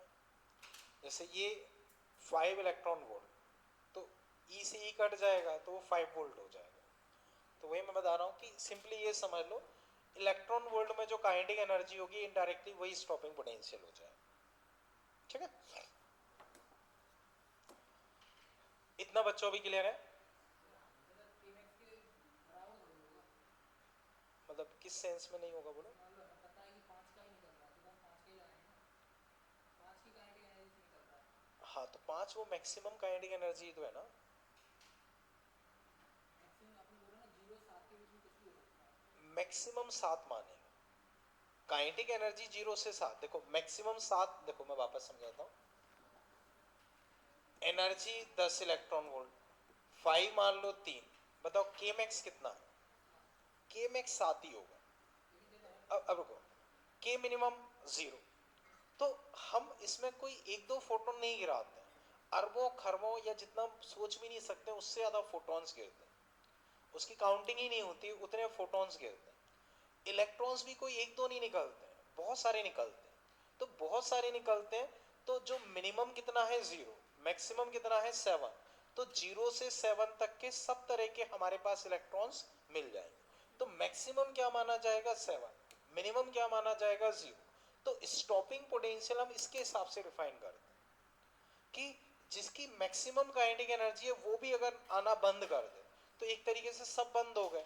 सब बंद हो गए तो पूरी तरह से करंट 0 हो जाएगा। समझे ना? ओके, यहां तक बच्चों क्लियर है? आगे बच्चों अब इसमें समझो, बच्चों ये डायग्राम ड्रॉ करने की जरूरत नहीं है, बस ये लिख लो आइंस्टीन एक्सप्लेनेशन, आइंस्टीन एक्सप्लेनेशन। हाँ हाँ उसी डायग्राम, वो तो यही डायग्राम है, हाँ बस उसी के कंटिन्यूएशन में लिखते चलो आइंस्टीन एक्सप्लेनेशन। नहीं ये डायग्राम वगैरह नहीं बनाना है, वो अभी बना लिया वही डायग्राम है, तो अलग से बनाने का मतलब नहीं है, ठीक है। तो आइंस्टीन एक्सप्लेनेशन में बच्चों कुछ खास है नहीं, ठीक है, समझो। जैसे अभी जो मैंने समझाया, मान लो बच्चों 6 इलेक्ट्रॉन वोल्ट का गिराया, वर्क फंक्शन 2 है, तो बताओ काइनेटिक एनर्जी, तो बस ये आइंस्टीन एक्सप्लेनेशन है। मान लो फोटोन की एनर्जी ई, वो 2 हिस्सों में चली जाएगी, कुछ वर्क फंक्शन में और बाकी केमैक्स में, बस यही है, ठीक है, समझ गए बच्चों। अब इसी बच्चों ये याद रख लो, वो काफी रहता है, बस मैं जानबूझ के थोड़ा और बड़ा बड़ा के लिख रहा हूं, पर उसका कोई मतलब नहीं है, मेन चीज ये है। अब फोटोन की एनर्जी ई, इसमें क्या है, energy of photon, incident photon. के मैक्स बच्चों पता ही है, काइनेटिक एनर्जी मैक्सिमम, वो तो मैं नहीं लिख रहा हूं, समझ गया ना। 5 भी बच्चों पता ही है कि वर्क फंक्शन, ठीक है। अब इसी को बच्चों बड़ा बड़ा के लिख सकते हो कि एनर्जी मान लो एच एफ, इधर H F not plus K max, ये एक और फॉर्मूला बन गया। इसी को और बढ़ा के लिख सकते हो H C by lambda, H C by lambda naught plus K max. तो बच्चों वो मेन फॉर्मूला वही है, ये उसी को तोड़ तोड़ के याद रख सकते हो, वो कोई बड़ी चीज नहीं, समझ गए ना बच्चों। एफ इसमें क्या हो जाएगा, इंसिडेंट फोटोन की एनर्जी, लैम्डा क्या हो जाएगा, इंसिडेंट फोटोन की wavelength. F not lambda naught बच्चों में पहले ही लिखवा चुका हूं कि भाई थ्रेशोल्ड फ्रीक्वेंसी या थ्रेशोल्ड वेवलेंथ। तो एफ क्या है, फ्रीक्वेंसी ऑफ इंसिडेंट फोटोन, ऐसे lambda wavelength of incident photon. बच्चों लैम्डा नॉट एफ नॉट में बता ही चुका हूं, तो आई थिंक उसकी रिक्वायरमेंट नहीं है। एफ नॉट का मतलब वही थ्रेशोल्ड फ्रीक्वेंसी, लैम्डा नॉट से मतलब थ्रेशोल्ड वेवलेंथ। कर लो बच्चों इतना।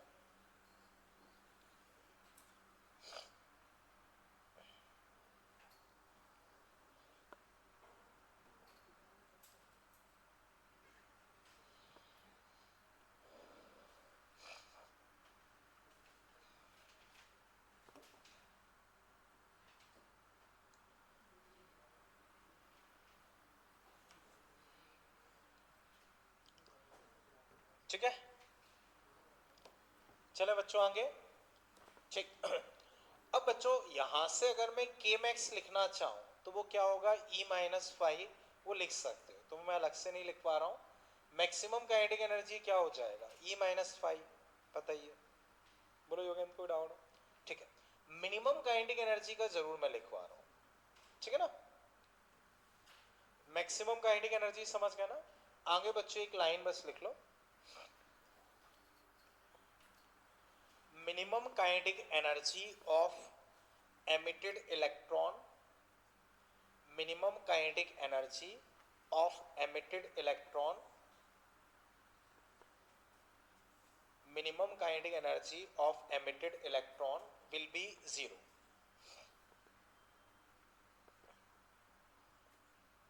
समझ गए ना बच्चों। तो मैक्सिमम बच्चों मैंने बता दिया, मिनिमम क्या होगा, वो 0 ही लेके चलते हैं, तो 0 से वहां तक की सारी रेंज के अपने पास इलेक्ट्रॉन्स रहते हैं, इतना समझ गए। अब बच्चों मान लो जैसे फोटो इलेक्ट्रिक इफेक्ट में क्या चीज बाहर निकल रहे हैं, इलेक्ट्रॉन्स। 2 का गिराया 6 का, या चलो एक सिंपल डेटा लेता हूं, समझना बच्चों। 3 का फोटोन गिराया, 2 वर्क फंक्शन, बताओ काइनेटिक एनर्जी मैक्सिमम 1। कई बार पूछते हैं जो इलेक्ट्रॉन निकला उसकी डी ब्रोगली वेवलेंथ बताओ, जो मैक्सिमम एनर्जेटिक इलेक्ट्रॉन है उसकी डी ब्रोगली वेवलेंथ बताओ। तो बच्चों अभी अभी पढ़ चुके हैं 12.26 angstrom upon energy in electron volt. तो इस केस में एनर्जी कितनी है? इस केस में 1। तो ये आंसर आ गया। मान लो ये 2, ये मान लो मैंने 6 दिया। अब बताओ के मैक्स कितना हुआ? 4, 4 का √2। तो जो इलेक्ट्रॉन बाहर निकलेगा उसकी डी ब्रोगली वेवलेंथ निकल आई 6 पॉइंट। समझ गए बच्चों? कोई डाउट? ठीक है। अब बच्चों इसमें हम फिर क्वेश्चन, अच्छा एक चीज और लिख लो इसमें, फोटोसेल। फोटोसेल, फोटोसेल क्या है बच्चों? जैसे अभी जो हमने देखा वो एक तरीके से फोटोसेल ही सेटअप मान। वो क्या करता है, जितना ज्यादा तुम लाइट गिराओगे उतना ज्यादा करंट फ्लो करवाएगा। तो एक तरीके से लाइट इंटेंसिटी को किस में कन्वर्ट कर रहा है? करंट में।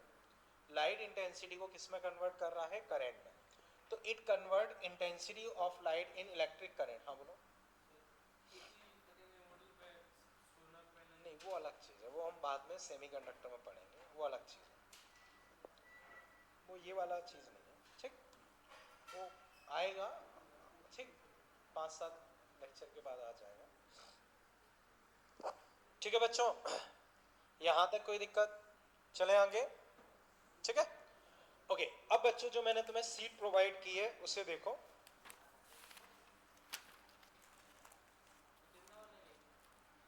खत्म ये वाला तो बस क्वेश्चन अब थोड़ा सा ही बचा है, वो जबरदस्ती इसमें कुछ और पॉइंट्स वगैरह बनाने होते हैं, बाकी ज़्यादा कुछ रहता नहीं इसमें। तो वैसे तो लगभग चीज़ें ख़त्म सी मान। ठीक, खैर बच्चों अब इसमें आप सीक्वेंस में क्वेश्चन ट्राई करो 28 से 31। 28 से 31।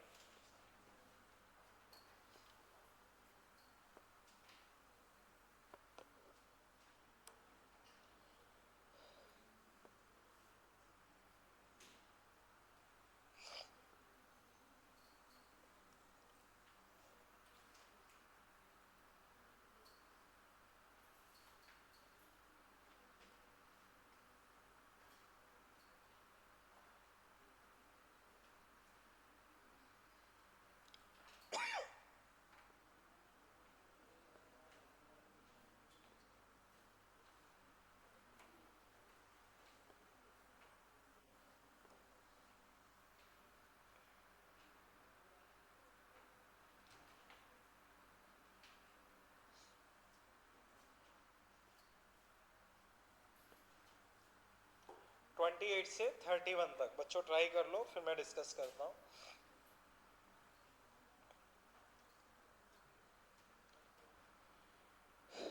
तो ऋतिक तुम बताओ 28 में आंसर तुम्हें क्या लग रहा है?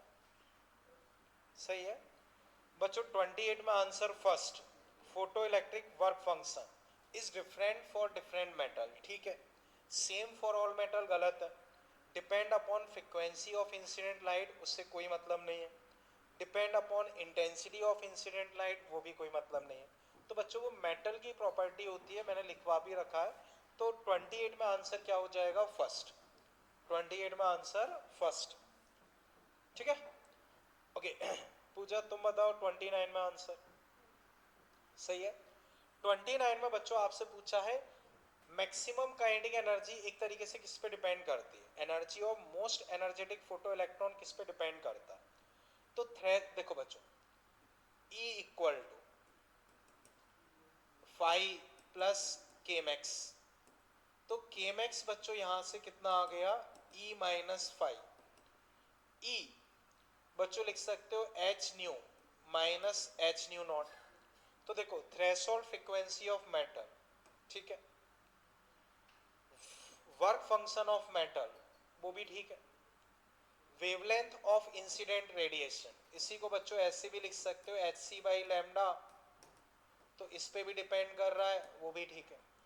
तो आंसर तुम्हारे पास क्या हो जाएगा? All of this. तो बच्चों 29 में आंसर फोर्थ। इसमें बच्चों किसी को डाउट? हाँ बोलो, वापस बोलो। सोर्स या सरफेस पे थोड़ी कोई सोर्स, जैसे समझो ये है, इसकी थोड़ी कोई फ्रीक्वेंसी, ये जो लाइट आ रही है उसकी फ्रीक्वेंसी होती है मेटल। अब उसमें भी क्या डेफिनेशन है, हमने 4000 फ्रीक्वेंसी गिराई, उस पर जस्ट निकल गया, तो उसको इस मेटल की थ्रेशोल्ड फ्रीक्वेंसी बोलते हैं। उसका मतलब ये नहीं कि भाई इसकी कोई फ्रीक्वेंसी, इसका मतलब ये कि हम जब 4000 फ्रीक्वेंसी की लाइट मिनिमम गिराएंगे तब निकलेगा, तब भी फ्रीक्वेंसी मेटल की नहीं होती है। समझ गए ना बच्चों, समझ पाए इसे? क्वेश्चन नंबर 30, योगेन तुम बताओ इसका आंसर। हाँ,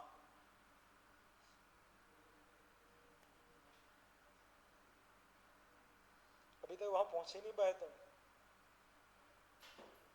कहीं और लगे थे क्या?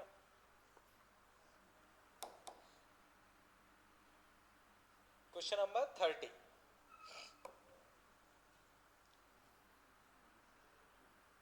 कितना टाइम लगा रहे हो? मुकेश तुम बोलो फर्स्ट।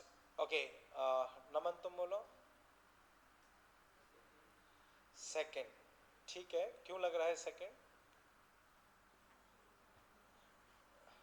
चलो बच्चों देखो, अभी अभी मैंने बताया, मान लो बच्चों एनर्जी 10, वर्क फंक्शन 4, तो बताओ के मैक्स कितना हुआ? बोलो बच्चों, के मैक्स 6 और के मिनिमम 0। तो 0 से 6 तक के सभी तुम्हें मिलते हैं, 0 से 6 तक के तुम्हें सभी मिलते हैं। क्लियर है बच्चों? सीक्वेंस में कर सकते हो अगर कर लिया तो। अब बच्चों वापस समझो, तुम्हें दिया है पहले में all ejected electron have same kinetic energy, तो काइनेटिक एनर्जी बच्चों यहां से लिखो कितनी है, H new minus H new not, H new minus H new not, ये मैक्सिमम है। मिनिमम क्या होगी? 0। तो 0 से यहां तक का सम मिलेगा। पहले में दिया है कि सबकी इतनी ही होती है, जो कि गलत है। सेकंड में दिया है 0 से लेके यहां तक होती है, वो सही है। थर्ड में दिया है मोस्ट एनर्जेटिक की एच न्यू होती है, वो गलत है। मोस्ट एनर्जेटिक की H new minus H new not होगी, वो भी गलत है। Last, all ejected electron have same energy, ये वो भी गलत है। बच्चों समझ पाए? के मैक्स अपना ये आया, तो 0 से लेके यहां तक सारी एनर्जी के फोटॉन्स हमें मिलते हैं। बच्चों इसमें अभी कोई डाउट? हाँ बोलो अभिषेक। हाँ, वो बस ऐसे थ्योरेटिकली बताया था कि सबसे कम वर्क फंक्शन, जैसे जो अपनी फर्स्ट ग्रुप के एलिमेंट्स होते हैं, केमिस्ट्री में भी पढ़ते होंगे, सोडियम पोटेशियम, ये होता है, उनमें भी सबसे कम नीचे जाने पे वर्क फंक्शन कम होता जाता है। तो सीजियम, सीजियम से इलेक्ट्रॉन निकाल पाना बहुत आसान होता है, शायद से उसका कुछ 1.9 इलेक्ट्रॉन वोल्ट वर्क फंक्शन होता है, पर वो बस ऐसी नॉलेज के लिए, बाकी ऐसे कुछ याद रखने लायक ज्यादा कुछ नहीं। बच्चों बताओ 30 तक किसी को कोई दिक्कत? 31 पल्लवी तुम बताओ, तुमसे हो पाया? गरिमा तुमसे 31 क्या किया तुमने, बोलो? सही है। बच्चों देखो, एनर्जी तुम्हें कितनी दे रखी है? 4.2, और वेवलेंथ निकालनी, तो बच्चों कैसे निकालोगे? 12400 डिवाइड बाई 4.2, तो लगभग 3 टाइम्स, लगभग 3 टाइम्स, तो 3000 एंगस्ट्रॉम के आसपास, 3000 एंगस्ट्रॉम के आसपास। अब 3000 से बच्चों थोड़ा और प्रिसाइज देखोगे तो थोड़ा कम ही आएगा, तो फिर वो मतलब 3000 के आसपास, लेकिन 2000 वाली रेंज ज्यादा बेटर है। या फिर प्रॉपरली डिवाइड कर सकते हो, लेकिन अप्रोक्सीमेट देखोगे तो 3000 से कम ही आएगा। नहीं देखो, 3 से मल्टीप्लाई करो, 12.6 और ये 12.4 लिखा है, तो यानी कि 3 से कम आना चाहिए, 3 से कम आना चाहिए। तो 3 से कम वाला अपने पास एक ही ऑप्शन है, थर्ड, लगभग 3000 के आसपास, तो वो 29 लगभग 3000 के आसपास है, लेकिन 3 से कम है। अब जैसे दो ऑप्शन फंस गए, फर्स्ट और थर्ड, तो उनमें कौन सा सही सिलेक्ट करें? तो थर्ड ज्यादा सही है, वरना फिर प्रॉपर डिवाइड कर लो। ठीक है, ओके। 32 बच्चों, इसका आंसर करण तुम दो।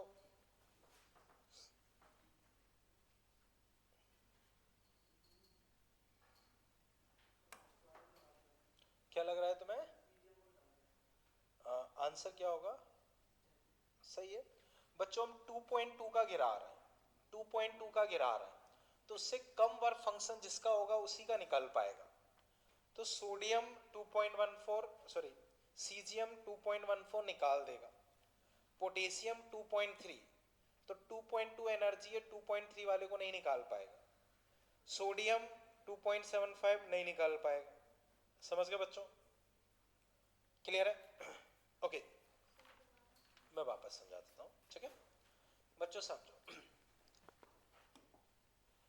हम फोटोन जो गिरा रहे हैं वो 2.2 इलेक्ट्रॉन वोल्ट का गिरा रहे हैं, किसी का वर्क फंक्शन 2.14 है, बताओ ये इससे निकाल पाएगा इलेक्ट्रॉन? देखो 2.2 इससे ज्यादा है, तो इसका इलेक्ट्रॉन निकालने के लिए इतनी एनर्जी चाहिए, फोटोन ज्यादा एनर्जी का है तो निकाल देगा। अब यही मैंने बोला कि 2.3 वर्क फंक्शन है, ये इससे कम एनर्जी का है, नहीं निकाल पाएगा, तो ये गलत हो गया। फिर 2.75 ये और ज्यादा एनर्जी का है, तो ये भी नहीं निकाल पाएगा। तो केवल समझो, जैसे मेरे पास 3 मेटल है, सीजियम, पोटेशियम, सोडियम, इसका 2.14, इसका 2.3, इसका 2.75, हर एक पे मैं फोटोन गिरा रहा हूं 2.2 का, तो इससे इलेक्ट्रॉन निकालने के लिए इतनी एनर्जी चाहिए, ये ज्यादा दे रहा है तो निकाल देगा। इससे निकालने के लिए 2.3 चाहिए, ये उतनी दे ही नहीं पाएगा, नहीं निकाल पाएगा। इससे निकालने के लिए इससे ज्यादा एनर्जी चाहिए, वो दे ही नहीं पाएगा, नहीं निकाल पाएगा। तो इन दोनों का तो नहीं निकाल पाएगा, इसका निकाल देगा, इसका निकाल देगा, तो आंसर सीजियम, सीजियम यानी कि सेकंड। बच्चों समझ पाए यहां तक? कोई दिक्कत? ओके अब बच्चों इसमें आप एक काम करो, 33, 34, 35 ये बच्चों ऐसे होमवर्क रख लो। आप 36, 37 कर लो। 34 चलो कोई नहीं बच्चों, एक काम करो 34 और 35 अभी कर लो, वो हम डिस्कस कर लेंगे। हाँ लगभग एक ही जैसे हैं दोनों, या शायद सेम ही है, पता नहीं, देख लेंगे अभी। पर बच्चों चलो 34, 35 कर लो, वो मैं डिस्कस कर रहा हूँ, फिर देखते हैं, ठीक है? ठीक है अभी डिस्कस कर लेंगे। पिछले के आंसर बच्चों बता देता हूँ। बच्चों देखो 28 में फर्स्ट, 29 में फोर्थ, 30 में सेकंड, 31 में थर्ड, 32 में सेकंड, 33 बच्चों ऐसा होमवर्क रख लो, वो सेकंड, 33 में आंसर सेकंड, लेकिन ऐसे होमवर्क रख लो, कल डिस्कस कर लेंगे। अभी 34, 35 कर लो, वो डिस्कस कर रहे हैं।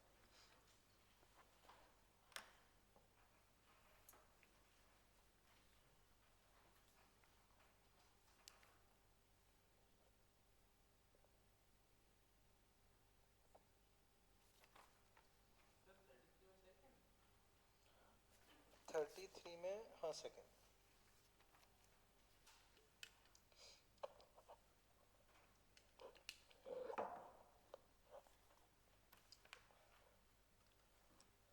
ओके बच्चों अब मैं 34 डिस्कस कर रहा हूँ। 34 देखते हैं।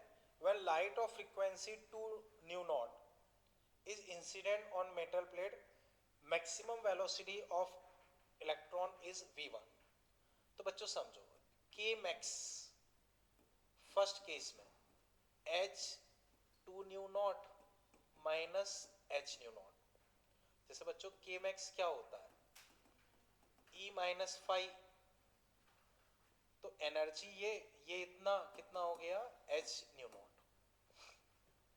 सेकेंड केस में बच्चों काइनेटिक एनर्जी कितनी हो गई, 5 का गिरा रहे हो